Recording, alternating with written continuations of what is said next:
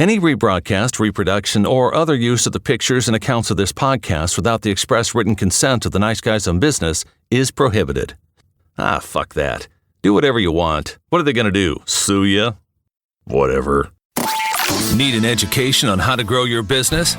The Nice Guys are here to help. Learn about great customer service, networking, and how just being nice can help you prosper. Now, here are your hosts, Doug Sandler and Strickland Bonner. Hey, Nice Guy community. Welcome back. Welcome back. Other side of the microphone, Mr. Doug Sandler. My name is Mr. Strickland Bonner. I was trying to decide who I should introduce first because I don't want to offend Doug. It just sounds like when you introduce me first and you say on the other side of the microphone, it always sounds like you missed something. It sounds like just want to make sure. How do you mean? I don't know. It's like I trail off at the end? No. Or like... On the other side of the mic, you just go ahead and introduce you first. I like when you introduce you first. You sure? Yeah, I'm 100% sure. I am totally okay. Well, let's do it again. Okay. Hey, Nice Guy community. Welcome back. Welcome back. My name is Strickland Bonner. On the other side of the microphone, Mr. Doug Sandler. Was that good, Doug? Is that the way you like it? No, I don't like it that way either. I'm just kidding. Okay. Now I'm very specific about what I want. Now it sounds like I'm a diva. And Strick, I really think you should put a little bit more effort into how you introduce us. Okay, Doug. Well, you just let me know exactly how you want me to introduce you, and I'll be happy to take care of that right away. Let me just send over my bio. Send over my bio. It's really interesting when I get introduced. And it gets to be more frequently now because, fortunately, people have been hiring me to come out and speak at their companies and their organizations and their nonprofits, which is great. But they always ask me, which is typical, can you please just send us your bio and a headshot and what your program is about? So I'm like, okay, that's cool. So I send them my headshot and I send them my what the program is about. And when it comes to the bio, it just seems like it's so self-serving. So whenever I get introduced, I have to give them who I am. I guess they want to know some of the accolades so that people pay attention. What do people want your bio for? So they can figure out, kind of get an impression of exactly what they're going to hear when you speak. Yeah, but okay. So maybe it should be things like, at 16, he tried his first beer. At 22, he had his first anxiety attack. This guy is afraid of pretty much everything. So, but you can't say shit like that. Although those are some of the truths that maybe not about me, but those are some of the truths in life in general. Well, you could be a little more self-deprecating. It could be like, hey, so speaking today to our organization, we have Mr. Doug Sandler, and he thinks he's a pretty big deal because he's got about 15,000 Twitter followers, but he actually bought 10,000 of those. And he thinks he's a customer service guy because he wrote a book called The Nice Guys, but it's really, I forgot the name of your fucking book already. What the hell I don't even know. Nice Guys. I was on such a roll there too. But Doug, really, he doesn't really know shit. But hey, let's hear it for him, Mr. Doug Sandler. Oh, he doesn't really know shit, but you know what? You paid for your ticket, so you're stuck here for the next 40 minutes, ladies and gentlemen, Mr. Doug Sandler. So I give him, that's perfect, Strick. That sounds like that would go over really big. So I give him my bio, which is read by Steve O'Brien. It would. Yeah, it would probably sound kind of cool, even though it would sound very, very crappy. So when people introduce me, so I give them a couple of lines because they want the couple of lines, maybe something about the, Nice Guys on Business podcast. He's the co-host along with Strickland Bonner. Of course, I have him say that. You don't mention me. You're full of shit. I don't mention that. You're right about that. But I do try to start at least. Yeah. Hey, Mr. Doug Sandler, he co-hosts the Nice Guys on Business with some other fuckface. I don't know who.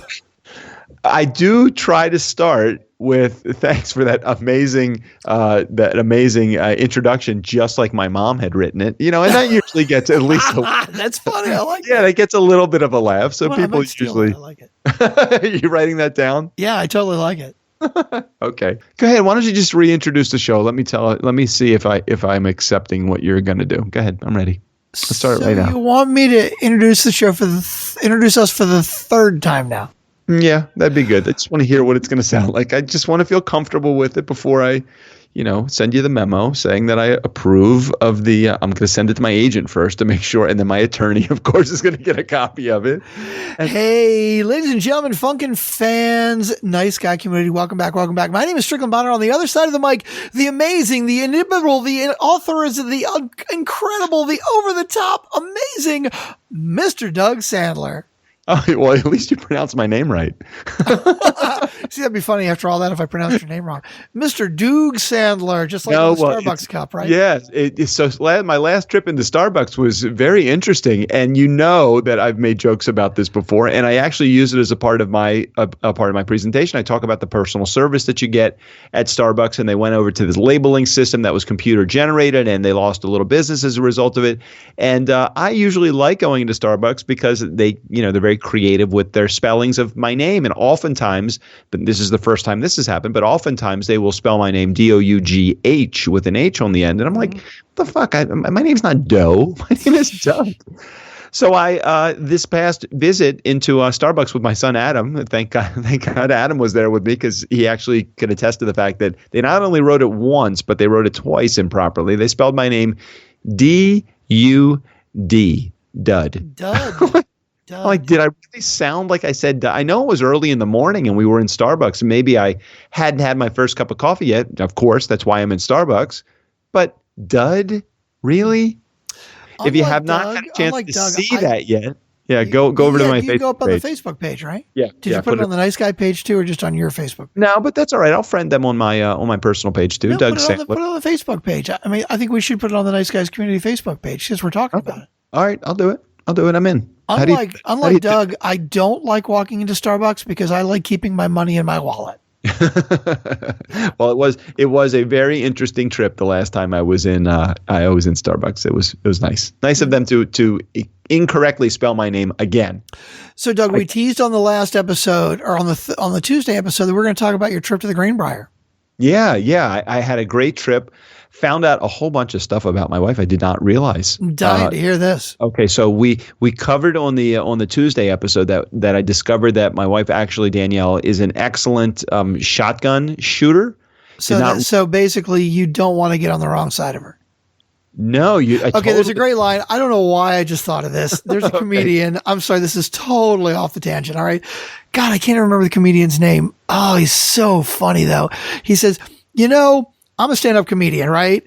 And so I'm up late a lot. And so when you get that call, like at 7:00 in the morning and you don't know what it is, everybody's got that guy in the family, that person in the family that you're just never surprised when you hear something, right? So the phone rings at 7 a.m. I know something's wrong. Yeah. Okay, yeah. I'm a comedian. I'm not up at 7 a.m. The phone rings and I answer the phone.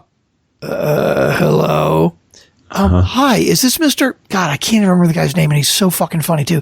Tim, shit, I can't remember. And he said, I go, yeah. He goes, I'm currently down at the county jail.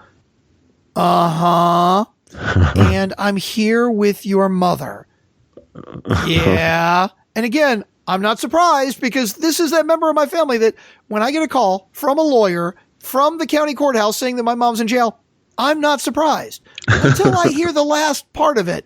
And he says, she's been arrested. Yeah. For murder. Okay. I'm awake now. and then the line goes, he gets his mom out of jail and his mom had killed his stepfather. Right. Oh, Jesus. And is this the truth?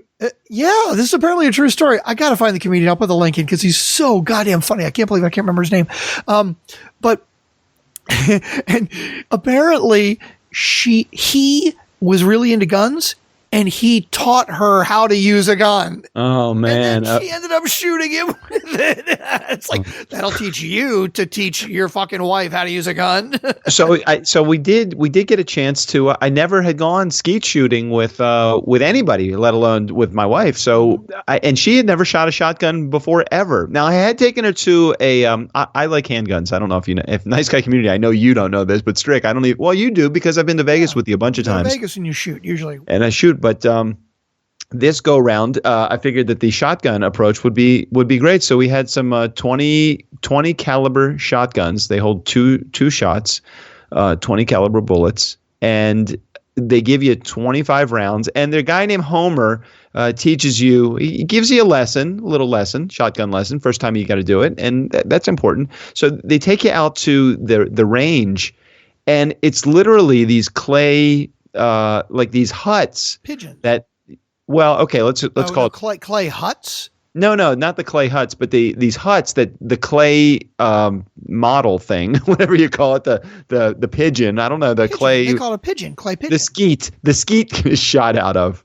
Yeah. So they come at you from three different angles. One is towards you, so that is like at a little hut that's down on the bottom of the valley that's shooting towards you. Okay. Then they have one that's literally right under you that shoots out from you, so it's going away from you. And then they have another one that goes from left to right. Mm-hmm. Okay, so they give you 25 attempts at shooting these clay skeets at different. Do they tell you which one it's going to be coming out of? Yeah. They tell you. They say, okay, here's what we're going to do. We're going to take, one's going to be coming from the house in front, one's going to be coming from the hut underneath, but they set it up ahead of time, so you really don't have a chance to react. It's quick. I mean, they want you to be able to react quickly. Well, wait a minute. But I want to clarify. Do they tell you where the next one is coming from? Yes. They tell you where the next one is coming from. However, in some of these rounds, they'll say to you before you start, okay, here's what's going to happen. We're going to have it come towards you first and then away from you second. And we're not going to pause in between. Ooh, okay. So it's not just like they're going to fire one, they're going to throw one at you from the hut that's coming at you. They're going to do both, potentially even at the same time. So you have to kind of be ready. Got it. So they give you 25 rounds to do this. And I think we talked about this on Tuesday's show. I got a 7 or 8. I mean, let's just call it 7 because I suck. So I got 7. Danielle got 17 of them. Oh, that's amazing. Out of 25. That's First cool. Shooting. So on the video, which is really cool. Again, Nice Guy Community. If you have not seen it, go to my Facebook page, Doug Sandler. Just follow me on Facebook. And his wife's hot. She's worth looking at, watching, holding a shotgun. Yeah, holding a shotgun. Hell yeah. Excellent. Good looking chick. So, way younger than he is. Way much younger than me.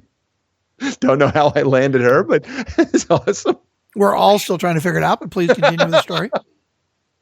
Yeah. So anyway, I discovered that a couple of talents that Danielle has. So we talked about this one on Tuesday's show about the shotgun thing. Mm-hmm. But the next talent that I would like to share with you is the talent that really I did not realize that she had, and she actually is better at it when she is drinking. You want to know what that talent is? Please, I'm on the edge of my seat. Playing roulette. She was amazing at playing roulette. She won. I don't know. I think that she put $200 on the table. She got down pretty low, and then she started winning it all back. She won back the original 200, and then she won another $120 beyond that. It was really great. Can I clarify something with you? Yeah, go ahead. Just to clarify with the Nice Guy community, Doug's not much of a gambler. Okay, he's not a guy who enjoys gambling. No. I'm a guy who likes to gamble. I like to play craps. I was going to say blackjack. I don't play blackjack that often. I just get bored with it, but I like poker a lot. I do play craps, and I play some other, but I am a numbers guy. Okay, so I know what the odds on most of these casino games are. And Doug, there's no skill to roulette. None whatsoever. There's no strategy. There's no skill. Now, that's a good thing about roulette too. Like if you're drunk, okay, drunk, you cannot make a bad bet at roulette. Okay. If you're playing blackjack, if you're playing craps, you can make a lot of stupid bets. You can make mistakes and you can lose money. At roulette, there's no way to make a bad bet because they're all exactly the same payoff. So, in other words, and I was trying to figure this out. If you land on the number 7, let's say number 7 is it comes up, and they go to do it again. Yeah, the same odds of the 7 coming up are it's not like it's any greater a chance that a 7 will or won't come up if they've done it the first time. Correct. So it's the same exact odds. You're correct. The chaos theory dictates that every throw or every roll of the wheel is completely independent of the last one. Okay. So the odds of a 7 coming up the next time are exactly the same as the odds of a 7 coming up the time before. Okay. So then she just got lucky? Yes. Okay. And that's fine. There's nothing wrong with that. I play roulette sometimes, even though it is a total 100% luck game. So in roulette, there are 35 numbers on the wheel plus a 0 and a double 0. And now, a double 0, right. If you're in the UK, sometimes you can find ones that are just a single 0. Now, a single 0 table is 35 numbers plus a 0. Those odds are obviously 36 to 1 because there are 36 numbers. Anything you put down, it'll pay 35 to 1. So basically the house edge at roulette on a single 0 table is about 1.7%, which is really good. Okay. That means for every $100 you spend, you're going to lose $1.70, long term. In the US, there's double. So it's a 0 and a double 0. And the odds there are about 3.4% house edge. Again, they're not terrible, but really not great either. But there's no wrong bet, right? Yeah. The interesting part for me about the entire evening, and we probably spent, 2 or 3 hours at the table. I don't remember the exact amount of time. 2 or 3 hours at roulette? Yeah. Well, you see, now that's really good. So you got 2 or 3 hours of entertainment. Even if you had lost at $200, that's a lot of entertainment. Yeah. I think it was. I think we had 8:30 dinner reservations. I don't remember the exact time we got to the table, but let's say we got to the table 8:30, 9:30. Let's say we got to the table by 10. Mm-hmm. I don't think we left there until after 1. No, you did great then. I mean, even if you had lost, which you didn't, which is great. So, but no, there's no skill, but that's okay. You got a lot of entertainment out of it. All right. So what I enjoyed most about the game, not only watching my wife play the game, because like I said, for me, she does. My wife is my fantasy. I mean, I love my wife and she knows this. I say this to her all the time. I'm like, holy shit, I stepped in a huge horseshoe amount of shit here because I got so lucky. It's just whatever she does, it's just like poetry in motion to watch her do anything. So especially get dressed. But if I'm watching her in public, watching her play a game like roulette and the table, and I don't know, it's just for me, it works for me. However, the thing I really enjoyed the most about last night, because as of the recording of the show, it was last night. But whenever this airs, it was earlier. A week and a half ago now. Yeah, whatever, a week and a half ago. The relationships that you build with the other people at the table, phenomenal. Oh, totally. We were calling everybody by the color that they were using. So we're like, hey, orange, hey, pink, hey, blue. Hey, it was really fun. And people would go away and come back, and they would go away and come back. And we felt, and then what's the person that does the wheel? What's the croupier? Is a croupier or croupier or whatever? Croupier, is it the same?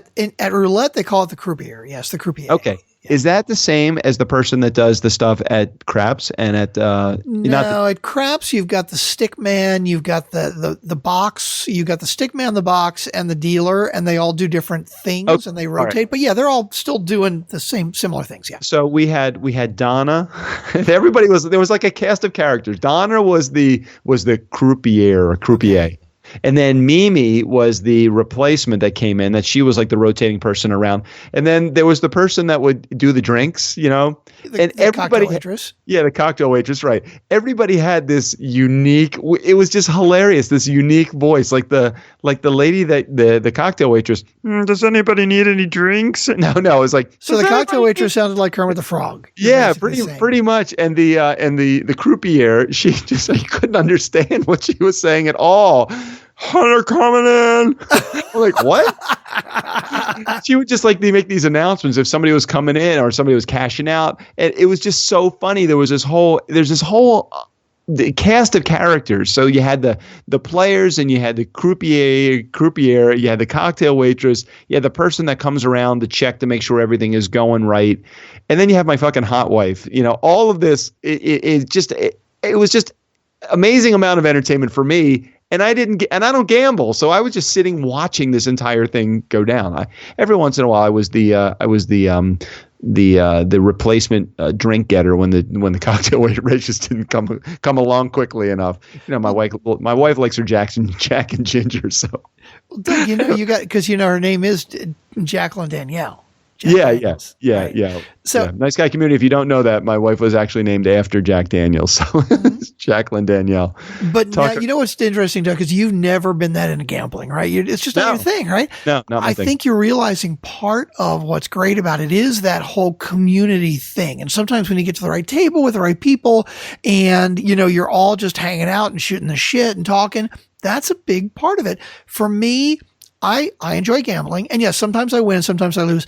I don't gamble thinking, oh my God, I'm going to go in so I can win. Of course I want to win, and I try to keep a positive attitude. Yeah. But I do go into it thinking, okay, this is entertainment. Yes, I'd like to win, but this is entertainment. And now you've seen the entertainment aspect of it. And if you got 2 or 3 hours of entertainment, even if you had broken even or lost $100, you got 2 or 3 hours of entertainment out of that. Plus a bunch of free drinks, right? Because Well, no. At the Greenbrier, you pay for the drinks at the in the casino. Even if the cocktail waitress comes by? Yeah. Cocktail waitress coming by, you were paying for the drinks, and they weren't cheap drinks either. I think they were like $10 or $12. That's some stupid shit.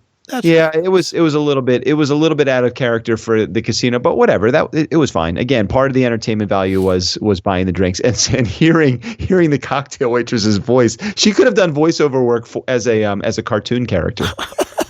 So another interesting part of the whole experience at the Greenbrier within the casino is the table the roulette table was very busy. I mean, it was filled pretty much the entire time we were there. That was the only roulette table in the entire.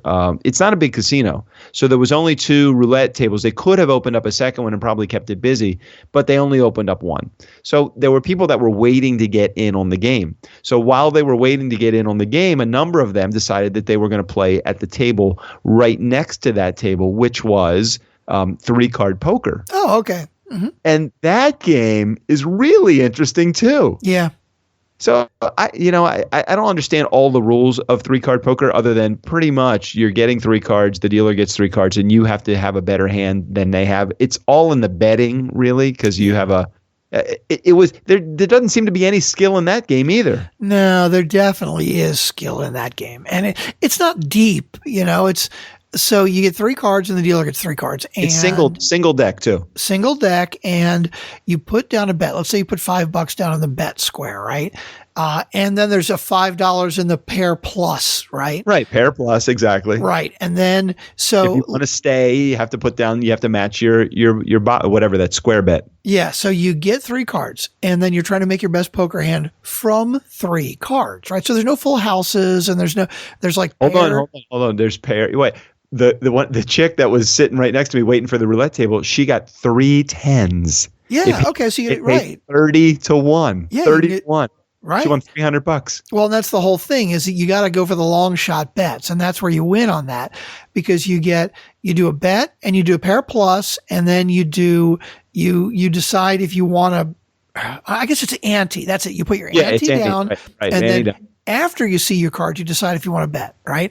So this is Las Vegas Weekly with Strick and Doug here teaching you how to play 3-card poker. So you look at your cards and you want to make your best 3-card hand. Now that can include a flush if there's all the same suit. It can include a straight if it's like 3, 4, 5 or 5, 4, 5, 6, 7 or whatever, or a pair or but 3. You don't have to call it. It's all, whatever it is. You look at it. Now, what you got to decide is this a good hand? Okay.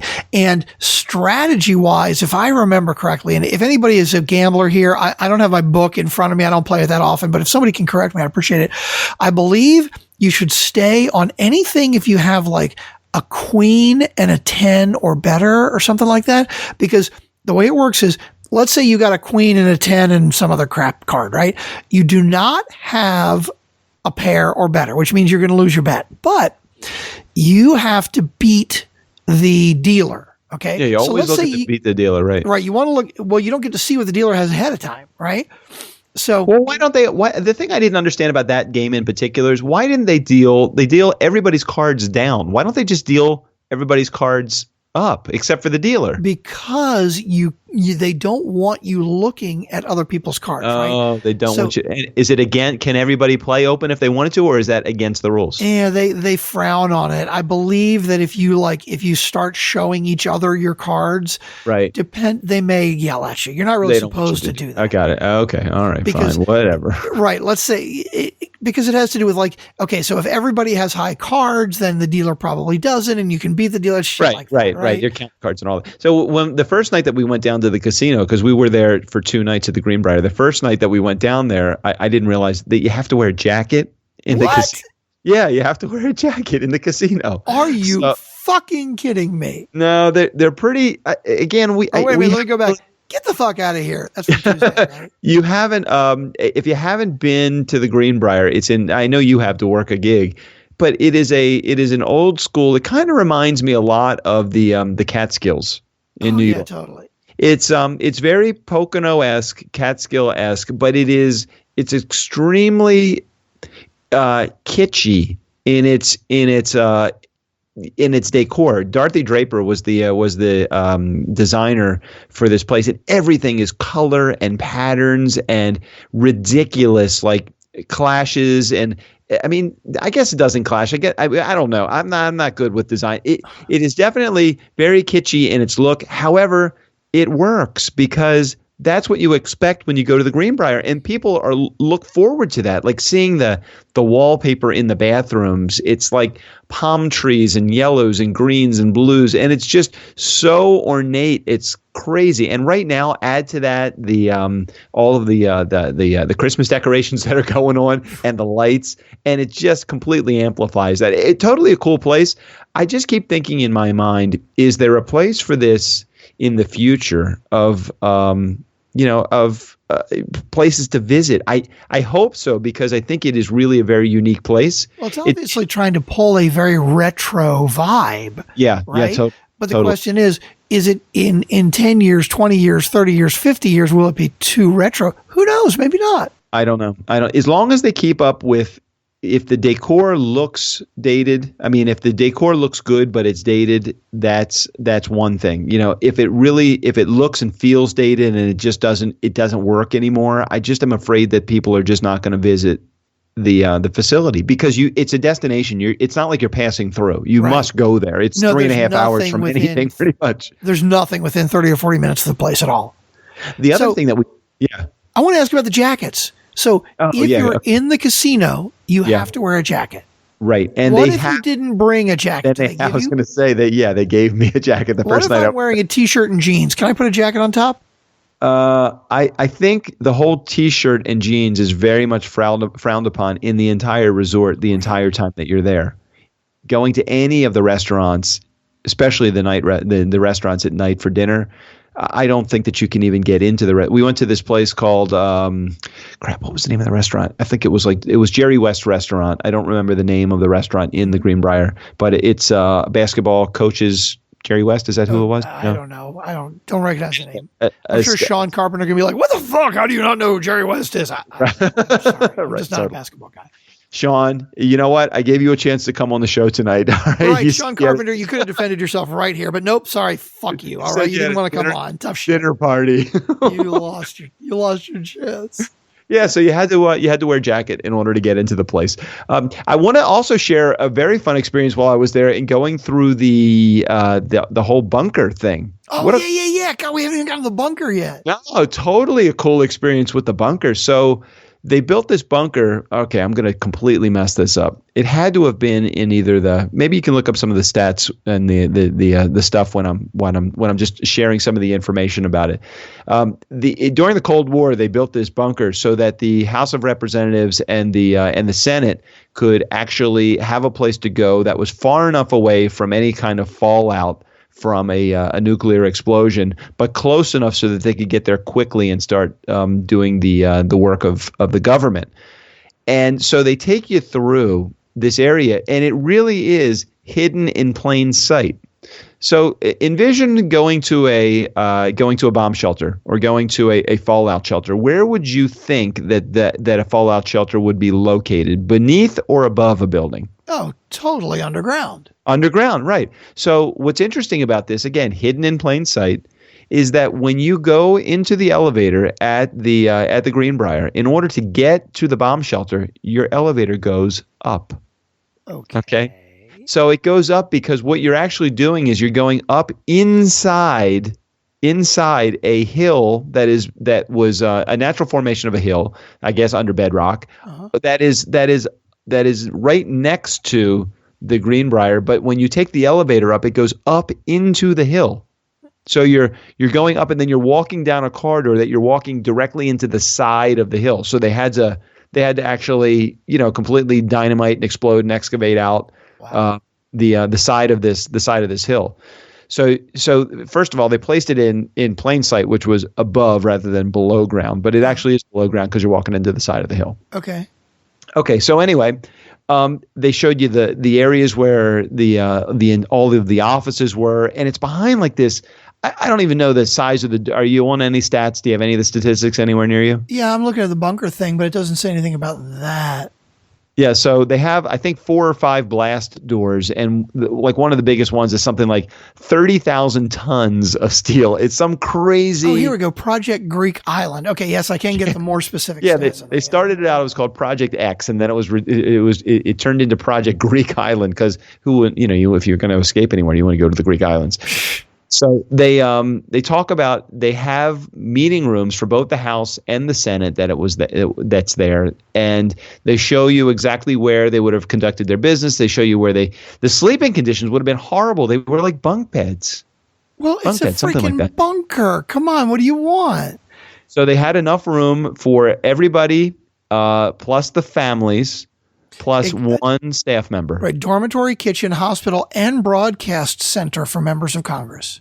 Okay, so get this. So think about this for a second. The broadcast center had changeable seasonal backdrops to allow it to appear as if members of Congress were broadcasting from Washington, D.C. But they didn't want to give it the illusion. They just wanted the comfort level that they were still involved with the government, but they did not try. And they mentioned this, that they didn't try to make it seem like they were standing in front of the Capitol. They just had the changing of the seasons. Yeah, it was actually changing of the filters because the photo was the same. It's the filters that changed. That's funny. So where was I heading? Something about the food. No, not about the food. Oh crap! Okay. So they had this bunker that had been commissioned and that was in existence before it was found out for over 30 years. Right. So let's get this for a second.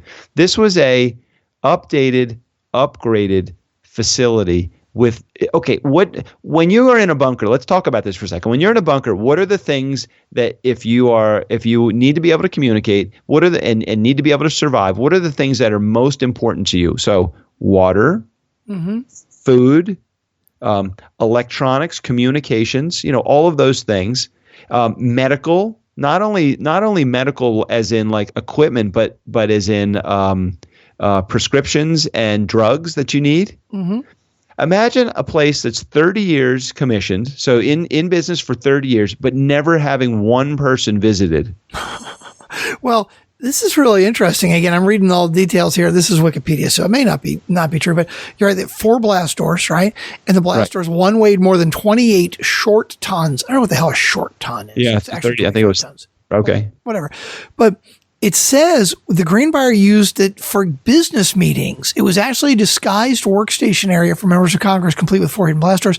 And the center was maintained by government workers posing as hotel audio-visual employees operating under a dummy company named Forsyth Associates based in Arlington, Virginia. The company's on-site employees maintained their purpose was to maintain the hotel's 1,100 televisions. All right, but check this out, though. So think about this for a second. So televisions, computers, electronics, food, drugs, water. Nobody is visiting there with the exception of they were using this area, the outside area right outside the bunker, let's call it, as a conference area. Right. Yeah, meeting space. But the actual like parts where they were doing the major where they would have done the use of the government if they had to actually use it. It says the bunker was designed to be incorporated into the public spaces so as not to draw attention. Much of the bunker space was visible to the public but went undetected for years. Okay, so 30 years this thing is in existence, and again, I'm just thinking about this because one of the stats that he gave me, and I don't remember the exact stat, but Roger, our tour guide, said they had fresh fruit and fresh meat for 30 years. They had to rotate out stock every 5 days of the fresh fruits. For 30 fucking years? That's crazy. So the electronics, they were upgraded. The medical supplies, they had to be upgraded. The food in the cafeteria had to be upgraded. They were just preparing in the event that there was a nuclear disaster. So I guess what I'm saying to you is, can you imagine 30 years of like stuff that had to keep being changed out? That's amazing. Now, this note, at least in Wikipedia, says it was totally changed out every 6 months. Like, even if you get stuff that's, right, sits on the shelf, it can only sit on the shelf for so long. But like, they actually get food fresh, or the electronics too. Yeah, food and water and all that kind of stuff. But I mean, to actually have fresh fruit and stuff and switch it over, that's crazy. This is really cool. I really want to. Yeah, the whole just the statistics and the dynamics and everything that was involved with having to keep it had to be so that it was ready at a moment's notice. It's not like, okay, there's going to be a nuclear issue here, we need to get food shipped in. They had to have it stocked at all times. They had to have water in the tanks. They had to have diesel fuel. Diesel fuel does not last forever. Right. So they had to use it, or it was just crazy, the whole process. It's like all of those. Now, again, very important. I'm not going to say anything about the government wasting money. Believe me, if they needed to use it, then I'm glad that they had access to it. But for 30 plus years, they kept everything moving like there was going to be people actually going to be using it.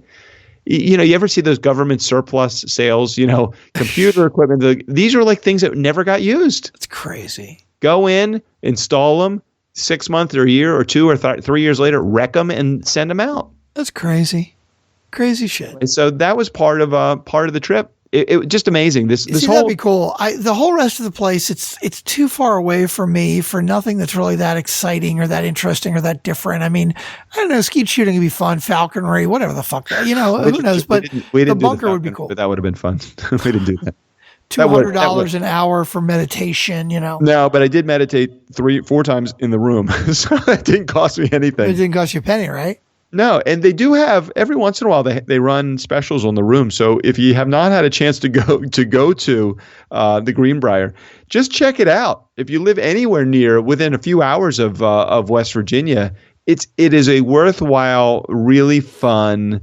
A ton of restaurants. I mean, many, many more restaurants than you can eat in a couple of days, and you do feel like a little bit like you're stepping back into the early part of the 1900s. They have horse and buggy rides. They have, if you go there in the spring and in the summer, I imagine the gardens are magnificent. If you go there in the wintertime, you just hang out at the restaurants and you do, you go to the casino, you do the tour. There's plenty of things to do for at least a few days, and they run specials all the time. And again, I'm not endorsing the Greenbrier or the people treated us there like it was great. It was great customer service. We met the employee there. I think his name was Frank. I can't remember who it was. He was one of the guys that was a bellman at the front. He's been at the Greenbrier for over 50 years. 50 years at the Greenbrier. So that's crazy. Fun stuff. When they run specials. Yeah. By the way, what it's so interesting because I think about hotel room rates, right? And when we think about across the country, the huge expanse of what somebody might think of as a reasonable rate for a hotel, right? Yep. And I don't know what that might be. The specials that they run, by the way, I'm on their website right now just to give you, full transparency. Yeah. They're cheap rates. The lowest rate that I see for the next 2 months is $208 a night. Yeah, but that's not right though. Just so you know, we just got back from there. I think our rate was, because we were on a special, we got it for $99 a night, and in March I think they run a special for $39 for a room. Wait a minute. No, really? I'm telling you. That's ridiculously reasonable. That is. I mean, that is crazy. $99 a night at a place like this is reasonable. I think. Okay, so here's the advantage of going to a place like that for the venue itself is that once you're there, you don't leave the resort. There's nothing to do outside. That's how they get you, because you got to spend all your money there. Now, it's so interesting that I'm dying to know where you find the specials, because I'm sure obviously there are tons of places you can get them, right? Because $99 a night, I'd take my wife there, even though it's like 4.5 hours away from us, because it is a destination. But at $250 a night, I agree. You'd have to go for 2 nights. I think that's probably the best way to go. Well, and you went on a weekend, which weekends are usually more expensive because that's when people are going, right? I'm looking at March and April. It's $250 a night, but you're saying you saw specials at like $40, $50 a night. I know. As a matter of fact, we sat next to an older couple that had been going to the Greenbrier for years, and she happened to say that she likes to come to the Greenbrier to pretend that she's rich, even though she's not rich.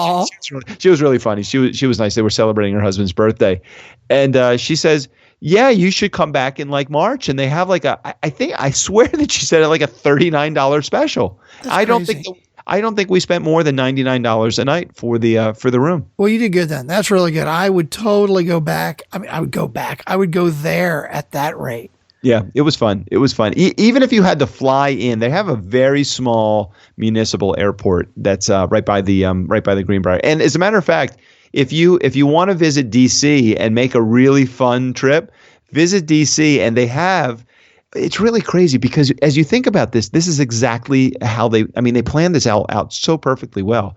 The plan was if they needed to get people to the Greenbrier from the Capitol, the train literally stops across the street from the Greenbrier. They have their own special line to get people there. That's cool. I know, it's totally cool. I have to check this out now. I'm kind of excited. I'm going to talk to my wife and we might go do this one weekend. The property is huge. It's huge. It's 11,000 acres. Yeah, we saw that. That's cool. Yeah. All good. All good. Great time. What train goes down there? Like how you guys drove, right? We drove, but there is a Greenbrier. I think it's called the Greenbrier. The Greenbrier and they have train. They have their own. It's a CSX or CX. I forget who owns the train system, but they have the twice. I want to say it's twice a week or twice a day. I don't know. Check it out. But anyway, if you go to DC. Oh, here we go. Amtrak business class. I'm looking it up on their website right now. View details. It's an Amtrak train. Okay. Yeah. Special deals. New York, Baltimore, Washington, D.C. $80. Is that round trip? I don't know. That's pretty good. I don't know. But it's a cool way to do it. And you can go into D.C. and you can spend a couple of days in D.C. if you really want to step back into the 1900s. You've got to check this out. They have a theater there. They have shows going on all the time. It totally is like this really kitschy kind of just as fun. It was really good. It really was. I'm the kind of guy that likes to try to punch holes in things if I can find a hole to punch in. Not to be negative, but just to kind of maybe their customer service wasn't going to be great. It was fucking awesome. Everything was great from the front desk people to I think the guy that owns it. I think he's the governor of West Virginia, actually. Really? And he built a chapel for his daughter who was getting married, I believe, last year. And they since opened up a wedding department because they see a good opportunity to do weddings there. I can't believe they hadn't thought about that before. Well, I can't either, but they never had a dedicated wedding department. Interesting. Just great time. Great time. Let's check it out sometime. Well, we are deep, 40 minutes into the episode, and we've only talked about the Greenbrier, but that's okay. Hey, that's what we do on Tuesdays and Thursdays, right? Talk about the Greenbrier. So on next Tuesday's show, we'll talk about whatever the hell we want to talk about, right? About the Greenbrier. We didn't hit many of the subjects we were supposed to, did we? We only had one subject, and that was from a week ago anyway. Is college worth anything? And that'll keep for a while. What is the date of this episode that we're actually doing this? Any idea? Oh God, I got to look at the calendar now. I don't know. The calendar. So wait, is it? So this is the Friday is the 30th. So is this the 29th? 29th, I guess. Yes, 29th of December. So this is the 29th. So in 2 days, it will be the 31st. It will be the New Year's Eve celebration. So why don't we just spend just a half a second talking about what are you doing on New Year's Eve? I'm playing a wedding in DC. You are at the Four Seasons. I think. God, I don't even know. Nice. I think I'm at the Four Seasons in DC. Is it over? Is the wedding over? Is party over at 12:30? I think so. Yeah, I got to look it up. I don't even know. Remember when you were a kid, did you just I could barely many nights many New Year's Eves I did not make it to midnight. I can remember that. Yeah, sure. I know, me too. Sometimes you do, sometimes you don't. It's just not that big a deal to me anymore. It just as an adult, it just I don't know. Danielle's a brother and sister-in-law are going to be in town, and they wanted to go out. They wanted to go into DC, and I'm like, I don't want to do that. I don't want. That you're going to spend 3 times more for a drink, and I got a feeling that DC is like Georgetown is probably a lot like Times Square, where it's just packed door to door, like shoulder to shoulder with people, which would just kind of suck. That's like the last thing I possibly want to do. So I voiced my opinion. I put my foot down, Strickland. So what are you doing? You're not gigging, I guess, right? No, I'm not. I haven't worked the New Year's Eve in quite some time. we're going to stay home. We're actually going to have dinner, I think, at the house here. Danielle's brother and his sister-in-law and her sister-in-law are going to be here from Atlanta. And I think they have some other friends that are here too. And I think we tried to pull together some friends of theirs and Danielle's as well that live in this area, just so people, who wants to drive very far? People get picked up and there's stupid people on the street doing stupid things. So it's like, I wasn't into it. I really do just enjoy hanging out at home. I always have. I mean, I loved going to the Greenbrier and it was really fun, but there's something to be said about, having your own stuff around you. No, I'm with you. It's just, your priorities change as you get older. There's a great joke that a comedian told one time about, he said, people say that, when you get over 40, you don't want to have sex anymore. Hey, that's not true. I still want to have sex with my wife. I just want to see what's on cable first. And that's how I feel about going out on New Year's Eve. I'm like, nah, would it be fun? Yeah, but I'd rather see what's on cable first. So we truly feel blessed to have the show under us for another year, and New Year's Eve is coming, and so many great resolutions and so many great goals that we're going to set for 2017. And did we do a goal show? We didn't do a goal. We talked about setting goals and how to stick with them, but we never actually got into what our goals were. So I guess that's going to have to be our first show of the new year. Yeah, maybe back in the new year, we're going to have to spend the first episode just talking about. I really want Sean to come on the show. We got to get him on the show. Yeah, we're not going to let him say that he's going to a dinner party. If he is, we're just going to have to tell him that's too bad. He's got. Well, you only talked to him 4 hours ago. I mean, you could actually plan ahead a little bit. No, come on, Strickland. That's so much advanced planning. You know how I feel about that. It's not good. I like more spontaneity in the show. I really do. Hey, look, it's gotten us to number 2. We're doing true. Okay. That's true. And if I go recommend all the episodes that I have not gotten around to doing yet, we may make it a number 1 this week. Yeah, Nice Guy Community. If you've stuck with us through the 45 minutes or whatever it's been that we've been on this episode, click on the show art. If you're listening on Overcast, recommend the last bunch of shows. If you have not, each show counts as a recommendation. It's not just the show overall. Please go back, recommend each of the episodes. We would love it. Strickland, I'm going to let you do the final words for the upcoming new year. I can just say it's been one more great, amazing year having you as my host and co-host of the show of the Nice Guys on Business podcast. Strickland Bonner, I love you. Welcome to 2017. Let's get shit done. Doug Sandler, has been a great year, and I am very excited to get into the next one. We've got all kinds of exciting new things coming up. I am very happy to have you on the other side of the microphone from me and have all of our Funkin' fans, our dedicated listeners. We love you guys. We do this for you. We sure don't do it for the fucking money because we ain't making any yet, okay? We will.